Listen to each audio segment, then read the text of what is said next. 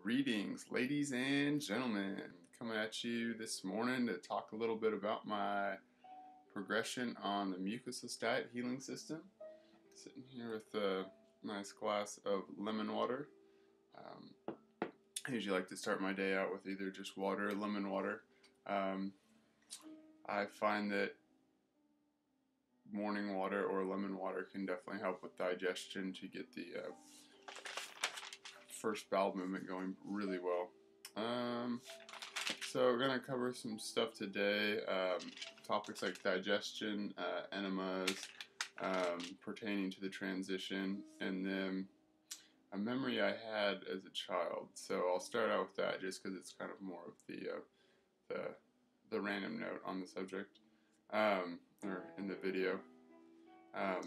As I was a child, sometime in middle school, I think around between like 6th and 8th grade or so, I started to develop blockages in both of my sinus cavities. And it got to the point where for a couple of years I literally could not breathe out of my nose. I had to constantly breathe out of my mouth, and was even taken to a doctor where I was prescribed steroids to open up the nasal canals because the entire cavity all the way out, which they x-rayed, was completely filled with mucus, which they called mold. They were blaming it on some type of mold that started growing in my nasal cavity somehow, and that's what they blame the cause on.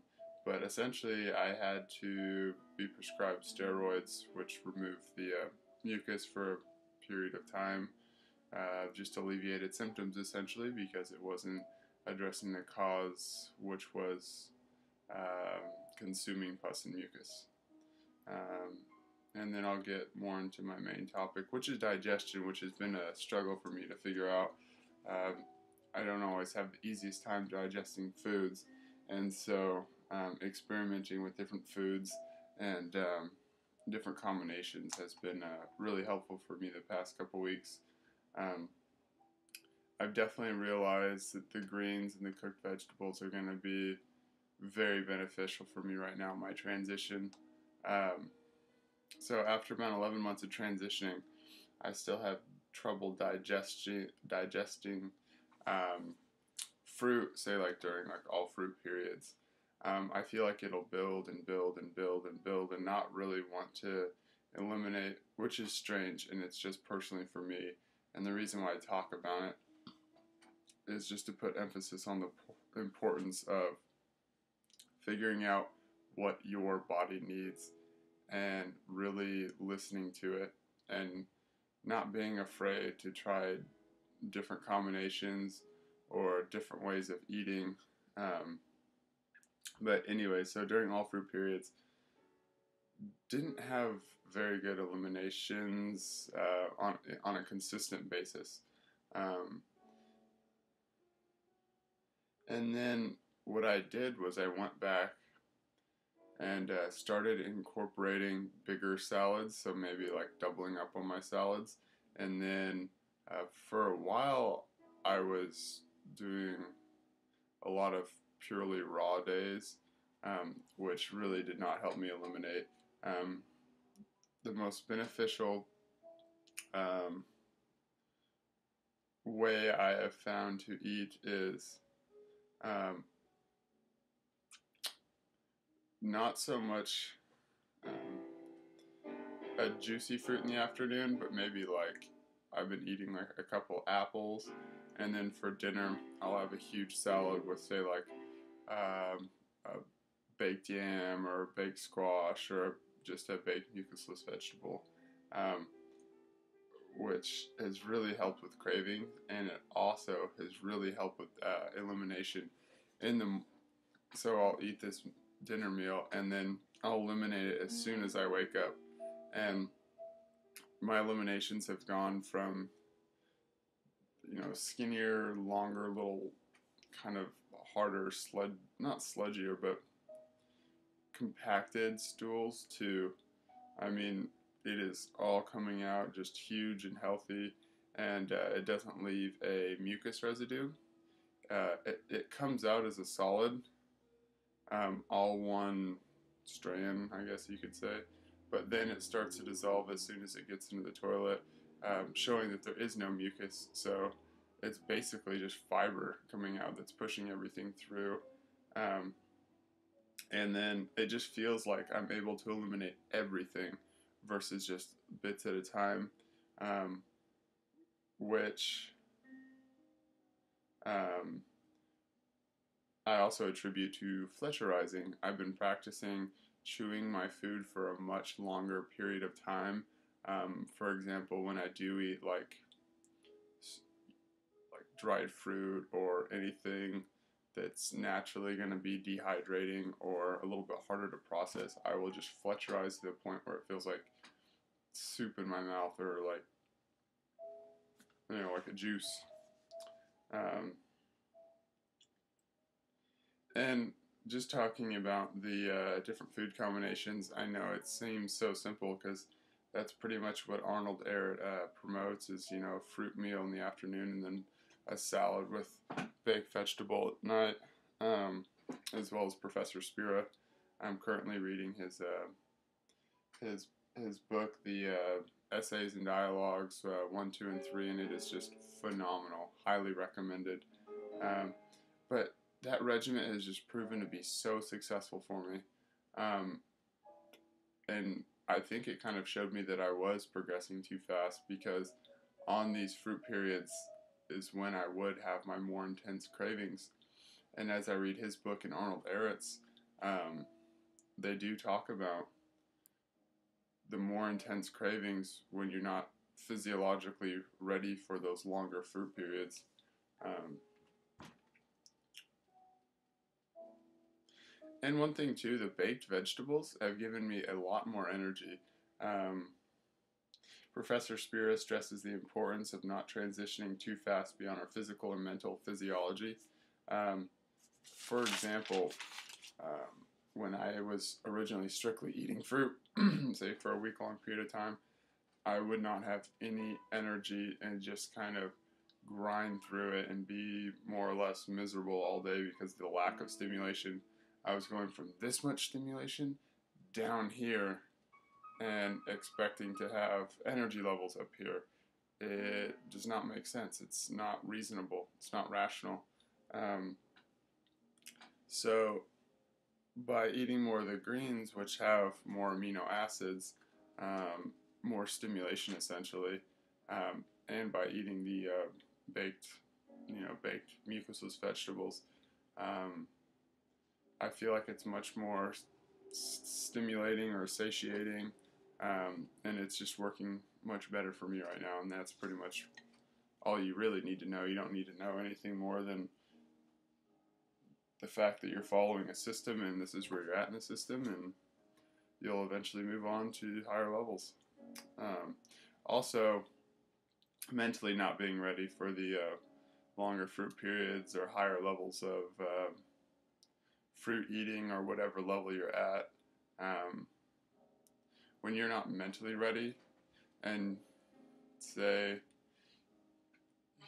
you're just eating a lot of juicy fruits, and you consider this a fruit fast, and then say after a week you decide to come off the the fruits, and as soon as you eat a different meal you might have a really intense craving and then just fall off the wagon and just start eating mucus or maybe even pus. And I think this can be attributed to not mentally being prepared for the fruit transition. Just because you're basically, I think, forcing yourself to stop eating the foods rather than allowing your physiology to tell you. For example, like you might just love something and just have this mental battle going on trying to get away from it.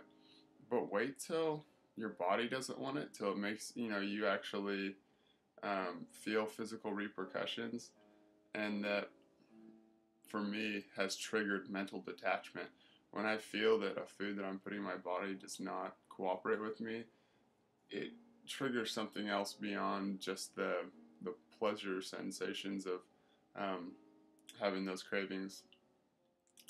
So being physically and mentally ready to move on from a food or a food group uh, has been what I found to be really important. Um, and I also wanted to talk about hunger. Um, Arnold Ehret and Professor Spear both talk about this as well, but from personal experience, the difference between withdrawals or hunger pangs and actual hunger are quite different and actually, I mean, extremely discernible. Hunger pangs are waste and acid being secreted from the stomach and intestines, which we essentially perceive as being hungry, but this type of quote-unquote hunger only lasts a short period of time, and they're essentially just withdrawals from the pus and mucus, just as when you consume a drug or something else where you feel physical withdrawals, you're actually having similar effects from the foods that you've eaten, and that they generally subside relatively quick. Um, and when I get them now, they're they feel so uncomfortable that I don't even want to eat when I feel hunger pangs or withdrawals, because naturally we fast when we feel ill or don't feel good, and with the hunger pangs, they're not natural. Like, it's not that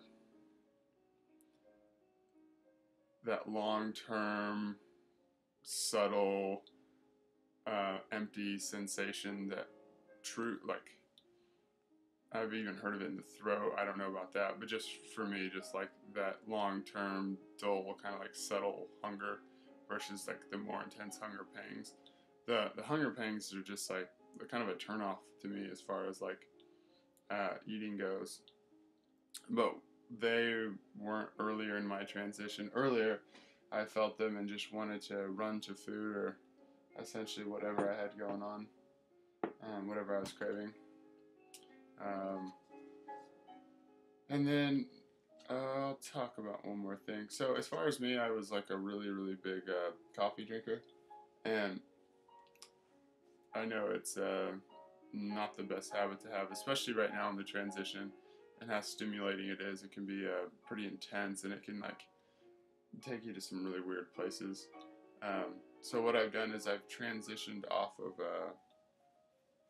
coffee. What did I do? I transitioned off of coffee by starting to drink chai teas. They're generally like half milk and then half like this organ chai stuff, which is just like organic cane sugar and some black tea and stuff like that. So what I do is I was doing almond milk chai teas. So I would use Khalifa almond milk, which it doesn't have like a ton of stuff, mostly just like a little bit of cane sugar and then almonds. And then with the chai as well. Um, and then I got to the point where instead of using that chai mix, which had, like the black tea, which is a stimulant, and that the sugars, I switched over to using raw or unfiltered organic apple juice with a little bit of almond milk. So essentially, it's just like a creamy apple cider, which has been awesome. And now, I'm not even having cravings for coffee or tea on a regular basis. Um, Although the cravings for the apple cider with the almond milk will come up. So, for example, like the other day, I was having cravings for chai tea or whatever, and I was like, you know what? I'm going to just steam some coconut milk and then have a little bit of sweetener in it, and did that, and my cravings completely subsided. Um, So that just goes to show, even though you might think you're craving something specific, you can actually take whatever you're craving and then turn it up a notch. Like, if you're craving it down, craving something down here, what can you do to make that food eliminate better and not be as mucus or pus forming, if it is a mucus or pus forming food. So it's always about trying to take it to that next level and being conscious of everything you're putting in your body. So yeah, that takes me to enemas. I've probably been doing the water enemas for 4 months now. Well, I did water enemas for 4 months now. Now I'm starting to get into the hot water or definitely warm water with 2 or so lemons in it, and that has been a huge game changer. Even yesterday I had 3 lemons and really warm water, and everything went extremely smooth. But here is the mechanics of the enemas incorporated into the transition itself. So fruits are awesome dissolvers of the waste in our system. So these fruits will come through and break up and dissolve this waste in our system, and then subacid fruits that are more astringent will do a better job with this, where the subacids will not be as aggressive, but they will still have similar effects. For example, subacids might be like berries or fruits that aren't as citrusy, whereas like an acid fruit would be like a lemon or like a lime, something that's naturally more tart will be more astringent. But yeah, so the fruits to dissolve the waste, the salads with the mucusless vegetable combo to basically push all those dissolved wastes through, and then the enema will actually, it's like taking out the garbage. It basically cleans or cleanses the entire colon, and then it will also help aid in breaking up the impacted fecal matter that's basically gunked into our digestive tract, which I'm starting to notice more and more so. So the lemons are interesting because they've actually given me an ability to feel what's going on inside of me a little bit better. Because I noticed that with the lemon enemas, they tend to kind of like irritate like the soft tissue.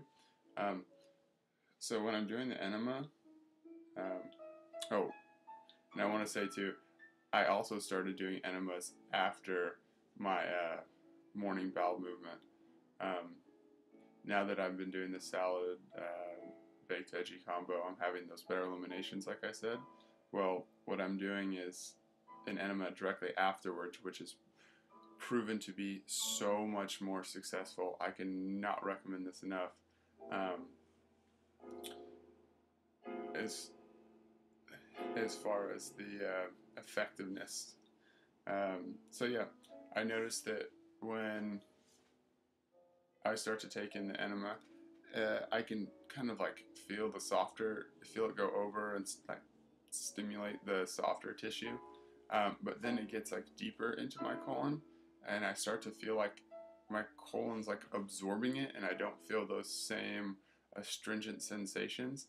And I take this as basically the lemon water feels to me like it's being absorbed into like impacted fecal matter or something other than just soft tissue, because the sensations change the farther into my colon it goes. And I've also noticed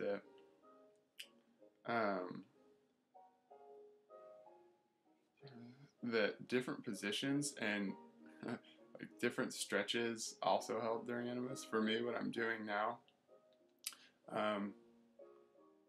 I was starting out on my right side because I thought since the colon